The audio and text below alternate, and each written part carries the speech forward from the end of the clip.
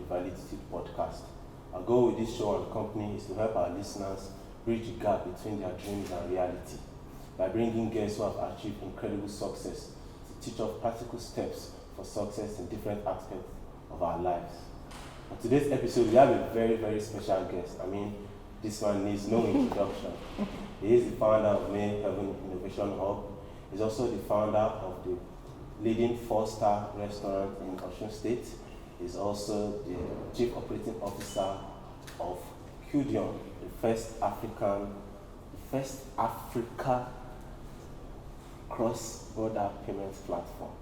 And this man, in 2019, was a beneficiary from the Tony Elimelu's Foundation. So please help me in welcoming the incredible Mr. Kayode Elvis. So while you were saying all of those things you said, I was wondering who you were talking about, because definitely it can be me. Well, thank you very much for having me on this episode of your podcast, and I'm super thrilled to be here. I look forward to having an amazing time talking to you. Same here. Thank you so much for being with us. Running a business in Nigeria can be a difficult task. Yes. Not to talk more of running multiple businesses at the same time. Yeah. How are you able to, run multiple businesses and make them successful at the same time in Nigeria, especially in Ile-Ife? How are you able to do that? So first things first is that success is really relative. So it's your own personal yardstick that measures if this particular venture that you're working on is successful or not. But yes, it's really difficult. Starting and running a business. Starting itself is difficult. Now running for 2-3 years, it's also another level of difficulty. And then Nigeria again, where we have low access to capital, the market, the disposable income for the market to even pay for certain goods and services is also not there. So you have to find a way to create something that solves particular problems for particular sets of customers, and then look for that very good price point that allows you make enough sale to cover your overhead cost and maybe have something to take home at the end of the day, and then also not be too expensive for your customers to pay for. Do you get? Because in the long run, the market wins. Either whatever it is you're thinking in your head doesn't really matter. It is how the people you want to serve, is how they perceive your product and how much they are willing to pay for it. That actually matters eventually. Now, doing 3 different, everything starts at once, and for me, all of the different ventures I've had to, co-found or, found myself has been a learning curve that has one way or the other gone to influence how every other one has gone. When I came back to Ife in 2020, my very first venture was, Mayhaven. Started Mayhaven, co-working space, incubation hubs, supporting startups and all of that. Then it was through my work at Mayhaven that I met my founder and co-founder at Cudium, and then we went on to building an amazing stuff at Cudium. Also, that was where I met my co-founders for Indeego. So everything was on top of each other. So it was Mayhaven and Cudium and Indeego and a number of other things still to come and all of that. So it's a learning curve, and it's just being at the right place and meeting the right people at the right time. Basically, that has been how it all started. Interesting. Yeah. Looking at the Mayhaven, is a workspace for startups and What inspired you to start Mayhaven, and what do you wish to achieve with it? Okay, so if you had asked me this question some 2 months ago, I probably would have a different answer for you. But we've undergone some restructuring, which I'm going to get into. But taking the question you asked me, that what inspired this and all of that. So during my own time here on campus, 2015, 2016, I joined a group of really young people then, pop culture. We were building pop culture then. So pop culture was supposed to be a product that allowed people that watch adverts get paid. So you get paid for watching adverts, then advertisers can get real insight into where and who is actually, engaging their adverts. I mean, offline channels now. So with Facebook ads, with Google ads, you could use Google Analytics and some other analytics tools to track where your ads are getting to, how many impressions and all of that. But it was quite difficult to do that for out-of-home advertising channels. So pop culture was supposed to, give that kind of metrics and all of that. And it was, really exciting. I met some of the best minds I have ever worked with. A lot of them are doing really great for themselves now. But it couldn't fly. It couldn't fly. And why, looking back at it, why it couldn't fly was not because the product wasn't solid. It was just because we were not aware of the structures and, the fundamentals and the rudiments of actually just building a business. So we were more focused on the technology, and there was no market innovation thinking. We were not looking at things from the customer point of view. We were product centric rather than being market centric and all of that. So team of really talented and brilliant people. I mean, we had people from different backgrounds, from fine arts to tech to psychology. Myself, I was in biochemistry. It was then in iLabs, so we used to have meetings at iLabs. I mean, the founder then had won, I think, took second place or third place in Imagine Cup in Cyprus that year, and so it was the team had a lot of intelligent people.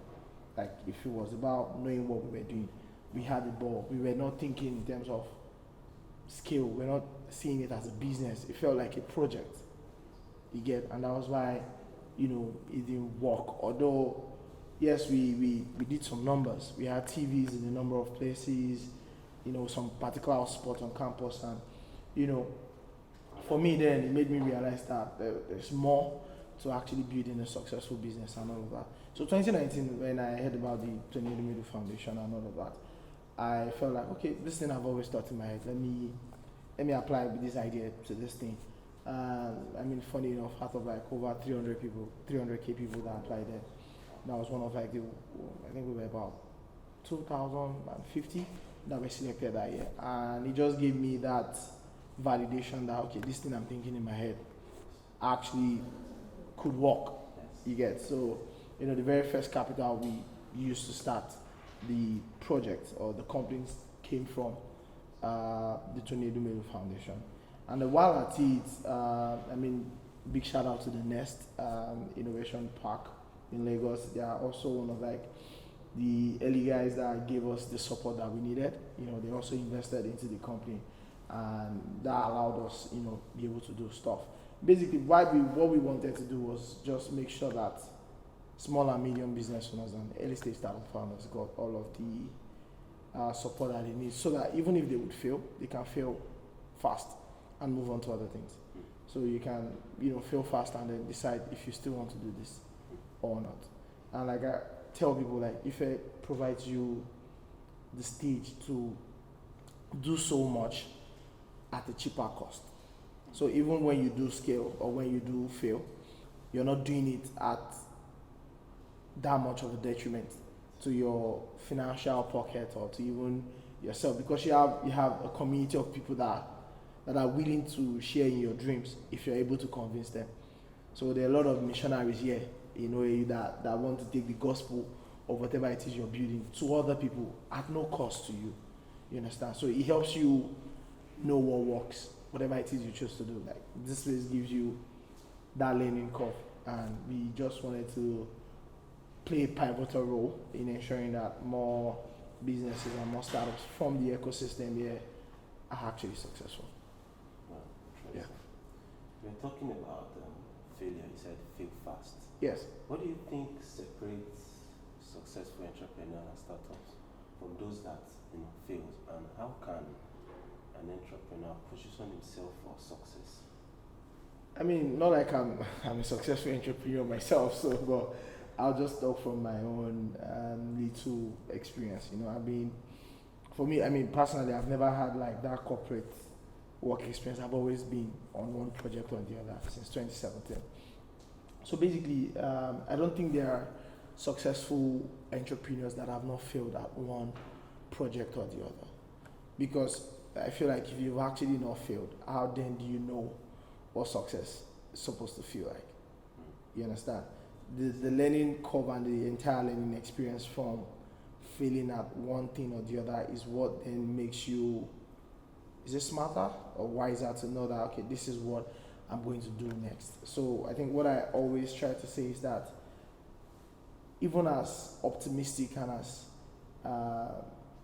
in love with our dreams and our work that we have, there should be a small room for failure. What I mean by that is, even while we know that everything would go right, like you're so sure that everything would go right, you need to like have a small space for what if it goes wrong, because that now helps you manage your expectations and your emotions, so that when things do go wrong, you're still emotionally stable to now actually fix that thing that is going wrong. Because if you don't have that space for a bit of failure, there's a way when the market hits you in the face, there's a way it can affect your emotion and things might just go down from there. I mean, so many experiences that, one could share and all of that. But one thing about me is that even while I'm pursuing a venture, there's that space in my mind that, okay, yes, I believe in this thing. The figures show that this would be a huge success and all of that. But this is Nigeria.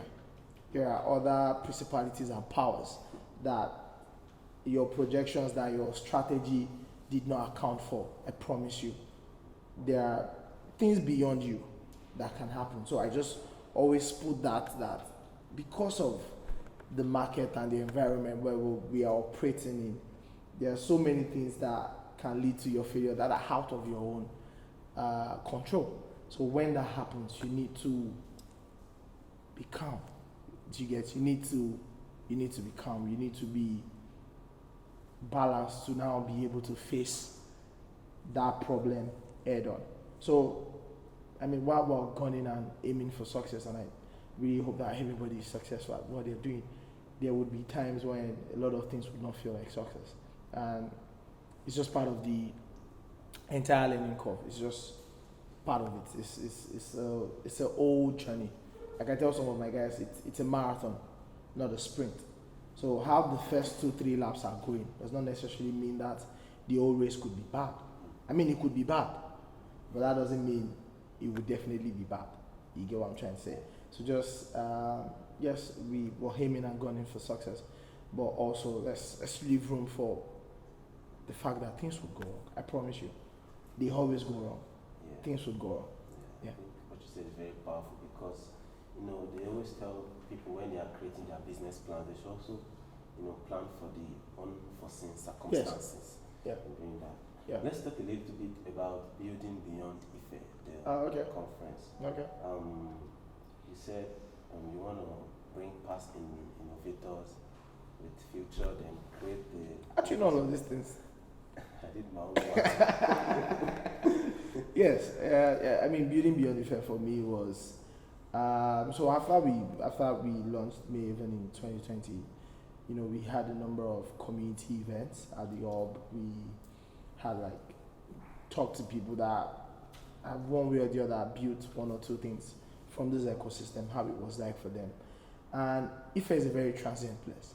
What I mean by that is that influence is very transient here in Ife. So you could be the odd gist right now, and say you go away for 6 months, 7 months, before you come back, you realize that there are other people in that same space, more popular and all of that than you. So the idea of building beyond the fair for us was to document stories.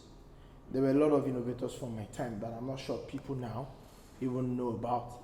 There are a lot of people that have gone through some of these things we're trying to do now, that their own experience, sharing their own experience or giving their own support could help a lot of people bypass some mistakes and headache they could, make and all of that. So the idea of building beyond the fair was to, like you said, bring together past innovators, the ones building something right now, so we can, create a template that those to come later on can easily follow. And that's what ecosystems are about. So that you don't have to go through the same hurdles that I went through. You don't have to have the same learning curve that I had, because I've gone before you. And I know that, if you do certain things this way, it works faster than if you do it this particular way. So the idea of building Beyond Fair was to make sure that if anybody is doing anything amazing now, we know them. If they need anything, we have people from before that have done this thing that we can easily say, okay, you know what's going to happen. Talk to XYZ. They've done this and they can make it happen. And we've seen that happen with micro communities. From High Labs to now you have the OAU Design Club, you have the Google Developers Club, and how the one way or the other help each other grow. You understand? So what we did with Building Beyond the Fair was that we didn't want the community to die with the conveners or the initiators of the community. So with BBI, even if I say today I'm no longer interested, BBI will still continue because of the structure that we built to make sure that this impact is not based on just, yes, it's one person's vision, but the execution and the achievement of the mission statement is not tied to that person. Because what if something happens and I'm unavailable? Does that mean that all of these plans and all of that we have, does it go with me also? You get, which is what you have with some of the communities you have around. So we're trying to decentralize this thing so that everybody can just connect and you can find your own path and connect with people that have been on the journey that you want to go on, so they can help you avoid certain pitfalls that they went into. And when you make mistake, it doesn't have to be costly for you, basically. Wow, that's amazing. Most entrepreneurs don't do that. They just build and focus on their life, but you have a good heart. I have a good heart, yeah. Over 5 years, experience working with SMEs. Yeah. And you've given advisory service to small business. Yeah. What advice would you give to a young entrepreneur on how he can scale his business? Okay, so first thing first is that anybody that knows me knows that I'm a sucker for small medium businesses, because I feel like they are the real economic builders. They are actually the real. You want to see a country that is prosperous, check out the small medium businesses they are doing. Those are the real economic builders. There's no, apart from maybe hardware companies and all of that, there's no unicorn startup that doesn't power small and medium businesses. Talk about Amazon, talk about Facebook, talk about even here in Nigeria, talk about Flutterwave, Cheaper Cash and all of that. The bulk of their, really high-paying customers are small, medium businesses, because we were the ones that have low requirement for employment. To create employment, you don't need to have a master's or a PhD before you work in a small, medium business. So the more successful small, medium businesses are, the more jobs you can create, the more prosperity you can actually create. Now, in terms of scale, the difference between small, medium businesses and startup is that one can scale, the other one cannot scale. It's the simple truth. Small, medium businesses can scale, but they can grow. You get? They can grow astronomically, because the one characteristics of small, medium businesses is that with increase in profits means increase in the buying cost, and that already defeats the essence of scale. But one thing every small, medium business owner needs to maybe learn or imbibe, which I myself had to figure out on this journey, is delayed gratification. So the business money is not your money. You get? So your business might be rich and you will be poor. It happens. It is what it is. You get what I'm trying to say? Delayed gratification is really important because you're a small business owner, so you can't afford to do certain things the way other people will do it. Your business needs to come first. Worst case scenario, pay yourself for the job you do. So if you ask yourself, if I was to hire someone to do this thing that I do in the business, how much will I pay them? Then pay yourself to do that particular job and do it well. You understand? And also there's now the issue of some people run side hustles. and not necessarily run a business. You get, but if you're looking to be like a business and you have a long-term plan for this thing, you have a growth plan. You want to go from 10 to 20 customers, 30 customers, 40 customers, sell 1,000 products and all of that. You need to invest a lot in learning. Like, learning is really important for every entrepreneur. Like, there are people that are not business owners, but they understand the principles for running a successful business. It is a simple truth. You know, it's easier to learn from people's mistake than to learn from your own mistake. It can be really costly when you learn from your own mistake. But when you learn, what that does for you is that you can learn from other people's mistakes. When you listen to them, or when you attend trainings, when you talk to consultants and all of that. Yes, it comes at a price, but if you're sure of the value that your business will provide, eventually it works out. So delayed gratification is really important. Learning, like on a daily basis, it's a long process. So you need to like be up to date with the new trends, with the new technology advancement that makes your life a lot more easier. Be in the loop of what is running. You get, we're in the age of digital innovation, and every small medium business should also follow that path. You understand? And for we small medium business owners, our brand is really tied to our lifestyle.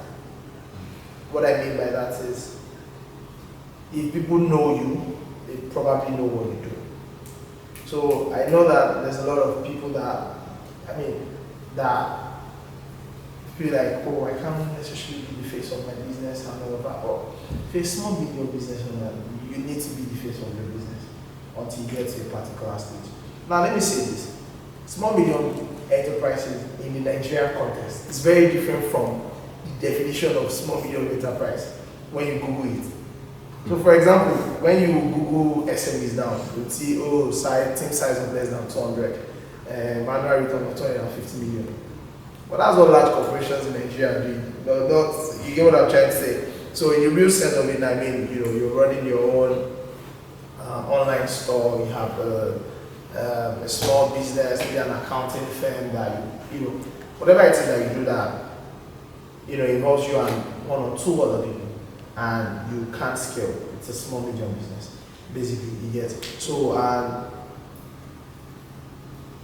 our brand is just tied to how successful that venture is going to be at the very early stage. It gets to a particular stage where you can put it on autopilot. You understand what I'm trying to say? I mean, we could go on and on about what they need to do. I mean, you could talk about understanding the value chain of their particular business and how they can cut that value chain to maximize profit for themselves. You understand what I'm trying to say? Or you could talk about investing a lot in maybe personal marketing or creating a brand. So a lot of small medium businesses do not have a brand. They have a logo, but they don't necessarily have a brand. They don't have what speaks to their lifestyle as a business. So for example, at Indeego, we have like a lifestyle. We have like certain things that replicate our value as a business. There are certain things regardless of what anybody's saying, there's certain things we're not going to compromise on as a business. You understand? So a lot of small, medium businesses need to have that. They need to have a brand. They need to have things that, speaks to, this is what to expect when you patronize this brand, when you talk to this brand, or when you have the thing with this brand. This is the level of quality service that you expect.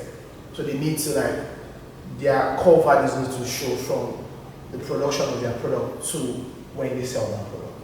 It's a long ass thing. This thing I just said, it's a very intentional work and all of that, but every small medium business needs to have a brand. It needs to have core values that represents what they do. And when they have that, it would reflect on how the staff or the service delivery process of the business and all of that. You get? So that is really, really important. Wow. Wonderful. I visited Indeego. Yeah. The food there is much. Yeah. The price is kind of. Yeah. But is it? Did you go around maybe in different restaurants in Ife and you were like, their food is not good, I have to do my own? Okay. So the idea of having a restaurant actually has been in my head since 2015. I mean, sorry to say this. One of the few things that I know very well is good food and alcohol. I could tell you if alcohol is fake. And I could tell you like this food is really good and all of that. So 2018, 2019, every time I go out or go to a place, I'm always looking for the manager to tell them what is wrong with this place and how I can manage it and make it better and all of that, or why they should hire me as a consultant and all of that. I mean, yes, I love what they were doing, but I was also looking for ways to make money and all of that. But I just knew the food business was like something I was a bit interested in. I didn't necessarily know the nitty-gritty of it and all of that, but it was something on my head and all of that. I'm sure you're wondering also why did you apply to Tony for a food business and all of that. I knew that doing the food business was going to require a lot of other people because I'm not a chef. And your food business is as good as the chef that you have. There's no good food business without a good chef. You understand? And I was not at that point. I didn't know any chef. Didn't have any friend or the chef or anything like that. So it was just in my head. So I mean, I told you I came back to Ife in 2020. Coming back, there's a change. There were new happening places around and all of that. Different from what I left in 2017. You get it? So 2020, 2021, just felt like there were a lot of overpriced places in Ife. Like, it's just noise and vibes. Like, there's no real experience and all of that. So there was one of the very few Egbons that I met when I first came to Ife. Started New York. He's the owner of Glory Suits. I mean, amazing man. He's a hotelier. He's been running with us for quite a while. So he's also into cooking and all of that. So it was the one that made me understand, when you have a bag of rice as a food business, you know how much you can make from a bag of rice. So that if they are shortchanging you know how many plates of rice one thick tomato is supposed to make, or you know how many people a kg of meat is supposed to sell. Was that period I knew, okay, I actually didn't understand the rudiments of actually running a food business. So I understudied him for a while, worked with him at a hotel. We created a number of small ventures together. And 2021, I met a friend, one of my founders at Cudium, and I was like, you know what, I have this idea. I feel like we're really working in Ife. This is what is in Ife right now, and I feel like if we bring a bit of quality to this space, we would sell. Others would want to do like us, but when they start doing it, they'll realize that it's not as easy as it looks. You understand? Because he was like, but people will want to do the same. I said, when have you ever been scared of competitions and all of that? So 2021, we got a space that was going to fit what we wanted to do, and we started. I think the whole thing started October 2021. Got an interior decor, explained the vision to them. But before that, October 2021, I found someone that I bought food from here in Ife, and our food was really nice. And I'm like, yes, this is it. This person can actually cook. So I had a conversation with her in June. I wasn't sure when Indeego was going to start yet. I told her that I'm going to start a restaurant here in Ife, and I want you to work with me as the chef. I want you to be in charge of the menu. I'll be in charge of the business. I'll look for ways that we're going to make money. Just promise me that every time you cook, people would enjoy whatever it is you cook. You understand? That was June. So fast forward to October, I spoke to my partner, and I found the space. So I got the space before even, it was when I saw the space, I'm like, okay, maybe it's time to do this thing. So it was the space I saw first. So the person that showed me the space was showing me the space for expansion of Mayhaven. Wanted us to move from where we were there to that place. But the rent they were calling at that place, I felt like, Mayhaven doesn't generate this kind of income to be able to pay for this. Or else it's just going to choke us down. Don't worry, I told him, man, give me a week. I will come up with the rent for this place. Yes. And in 3 days, we had 1 year rent for that place. I paid the 1 year rent upfront. Then spoke to my guy, this is where we have, this is what we should do, and all of that.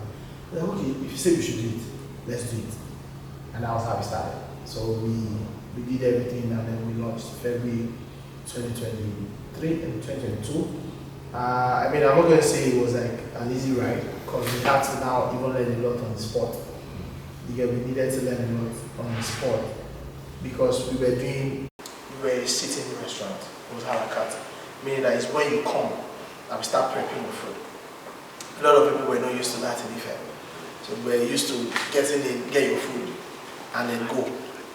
You get, but now we're saying, oh, sit for 30, 35 minutes, 45 minutes to wait for your food. Now, because I've not run a restaurant before, wait time was an issue.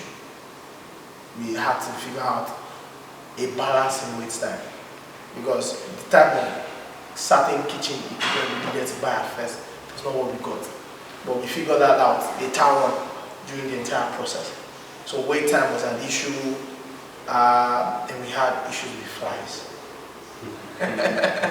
We had issues with flies because it was a lot of learning on the job. You get, it was a lot of learning on the job. But one thing I think helped us was that we maintained a particular standard, which was that customer service was really important for us. So for every $1 that you pay to us at Indeego, we make sure that you get value for it. So peradventure, there's a mix-up somewhere, there's a mistake. We own up. There were a lot of returned orders when we first started. There were days when I myself would run delivery or call customers and be like, oh, I'm so sorry, X, Y, Z. People would expect their food to be ready in 30 minutes. But somehow food is taking an hour. Yeah, but it was a learning curve, and that took us about 3 months to actually figure out how to best manage people's expectations, because they were not used to that. I mean, over a year down the line now, and you have similar businesses, popping up, and it's a thing of pride for me that, okay, yes, we started something that now looks cool to do, you know what I'm trying to say. So, yes, it was from my experience from before, and also when I came to Ife, what I meant on ground was, I felt like people deserve more than what they were getting, and basically, that was why we started Indeego. Wow, that's such an incredible journey. Yes, and I think you have been giving some very nice insights, and I want nobody that is watching this podcast should watch it over again, because talk about delayed gratification, failures, and how you're able to adjust to different circumstances that came up. So what was from 2017 to 2020? What are some of the challenges you faced, and how you able to overcome them? What are the lessons you learned? So I would say my greatest challenge was myself. Sincerely, from being honest, yes, Nigeria as a place is difficult, but my greatest challenge was myself. My learning curve as an individual.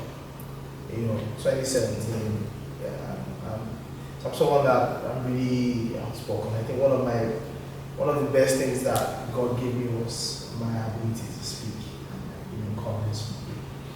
And that sometimes makes me overpromise. So it took a while before I figured out that it looks good in my head does not mean the execution will be that nice also. You understand?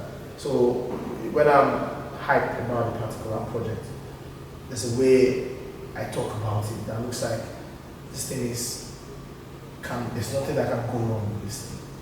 You understand? And I mean, you could call it being optimistic, but for me, it got me into some small troubles here and there. It got me into some small troubles, especially with people investing in what you're trying to do and all of that. The greatest barrier to overcome was myself, and investing in myself to grow and have the capacity to manage larger resources. And I said, I had to learn the concept of delayed gratification along the line, because it was not something that I was used to as an individual. So as an individual, I'm someone that if I have 10,000, just want to spend that 10,000. I believe that another 10,000 will come. One way or the other. Where I got that 10,000 from, another 10,000 will come somehow. So the very first thing I started as on my own was I was a consultant. I was doing business plan. So I was writing business plan for people. I worked with BOI for a while in 2018, 2019.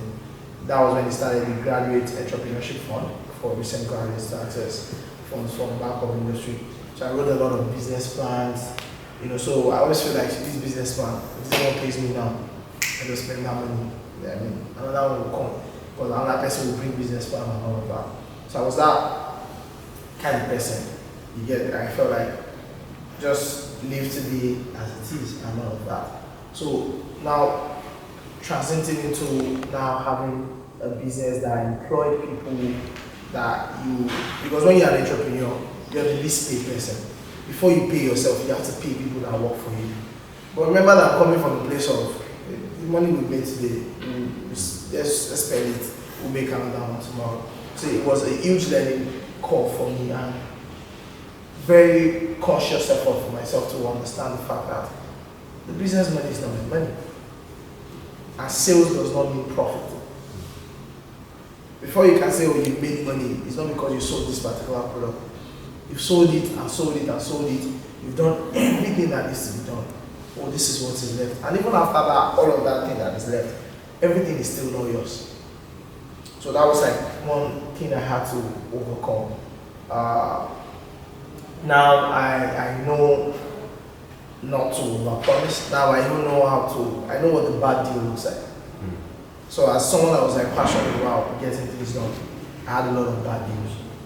I promise you. I had a whole lot of bad news because I just want to get this project done. Like I just want this thing to start. Let's just get this thing done. That's what I'm concerned about. Thinking along was not really my thing. I just want this to be done when I'm thinking about them. But now, even when I have plans and projections and different things, I wait it out. I have the 3 months test now that I do for myself. So if I have like an epiphany about something I want to do now, and I'm so excited and I write it down, map out all of the possible partners and all of that, I just leave it there and ask myself in the next 3 months, look back, am I still as excited about this thing as I was when I first thought about it? You get what I'm trying to say? So if I'm still excited about it, I've thought about it and move forward to now start looking at what's going to be the financial cost of this thing. What will it take? What's the entire value chain for this thing? Or do I need a supplier? Where are the best suppliers? Or do I need to have certain off-takers for this product? Where are they? Where can I find them? So I find all of those ones first before I even decide to go on to do it.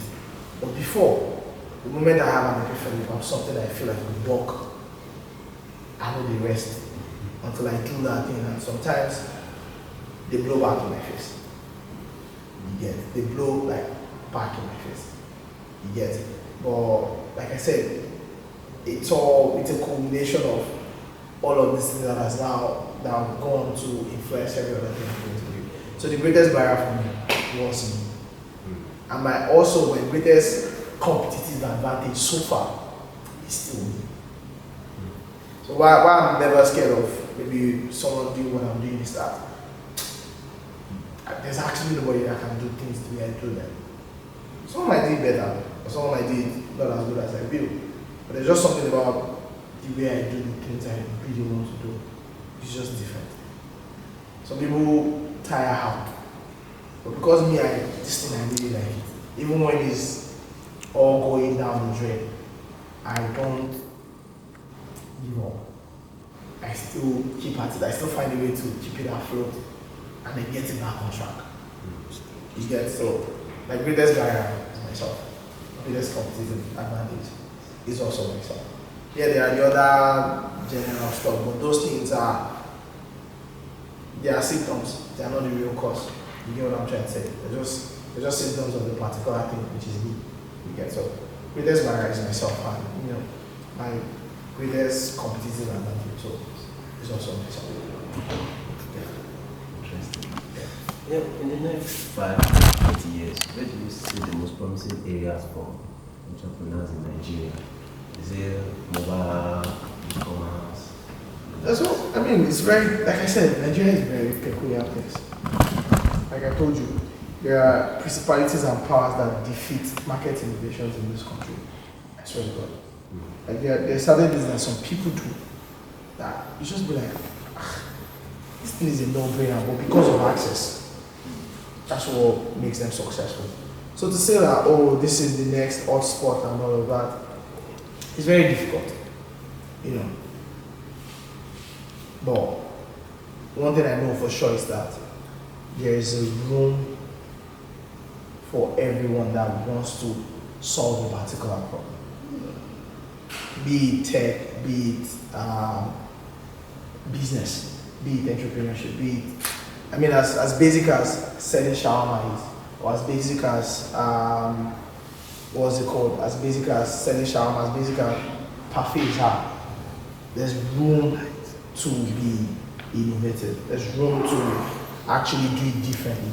And that's like the most important thing. So it's not a matter of industry, it's a matter of, is there room for actual entrepreneurship growth? And the answer is yes.